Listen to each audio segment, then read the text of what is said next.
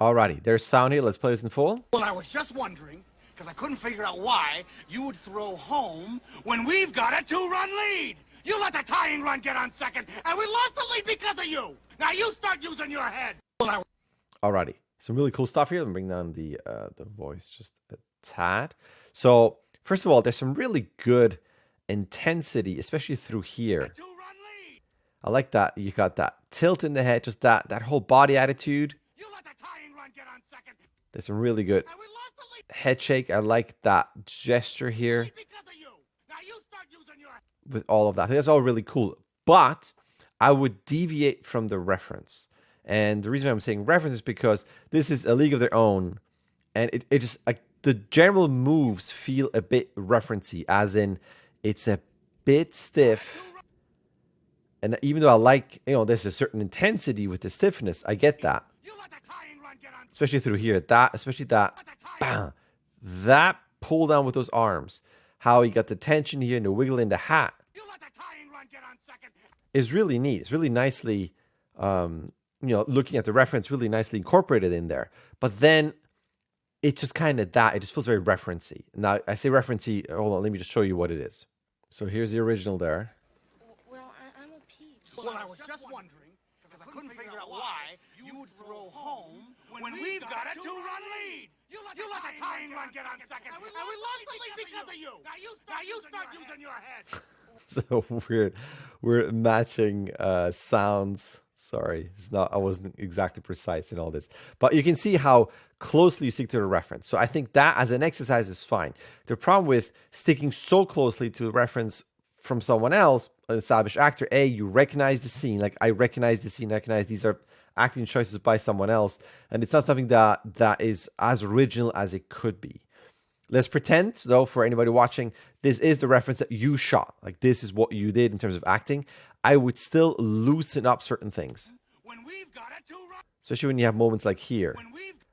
You got a big arm movement where I would loosen up the chest. And a weave. There are a lot of moments where, because the head is so strong and stiff, this might work in live action. But then in CG, it ends up being kind of a ventriloquist thing of there's a lot of movement in here, but nothing is connected to the head. So it says we, I will bring down the head a bit and up, so that jaw movement, all that anger, that energy in the voice has an effect on the head. Even here. Lead could be a bit more lead, kind of caricature those moments, stylize that where you have a bit of a move up and turn in the head. That's really nice. Again, like I said, the tension there, but he also kind of rests in that line a lot.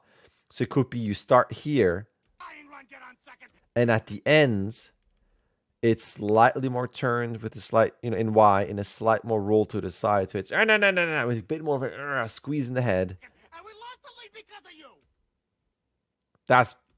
because of you.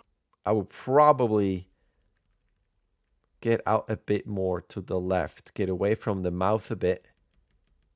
Lost the lead because of you. It's really nice though, because you can tell that's, it's a good acting where you have the gestures not super timed with the artist. It's more natural, that the way, like when he goes up and everything. Again, I would stylize that and give maybe this arm maybe lower to not cover the face too much. And then when he goes here, and we lost the lead, I would bring up the root a bit. Just like little things where we're not so stuck.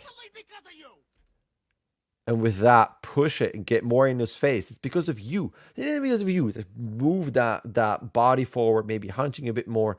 The root forward, again, closing the gap here. Now you start using your head. And then, even though it's like, you got to do this again, it's in the character's face. At that point, you could potentially go up, again, to break from the reference, straighten up. And like, because he's done arguing, you're telling him, now go do this. It's almost like mentally he is now disconnecting from that character. And I would use that again for contrast. So we're not constantly in this pose. So when he's done here, straighten up and, stronger, higher. There's also visual hierarchy. Then I'm higher than you. No, do your job type of thing. So to me, I would kind of tweak it like that to get away from the reference. Other than that, it's really nicely incorporated from the reference. Like, I think, like I said, those moments are really, really good. Like, there's a lot of good tension there, but just don't stick too closely. But generally, I would try to For an exercise, it's good, but for your own shot, for a reel, kind of use your own acting choices to put that into a shot like that. All right, thanks.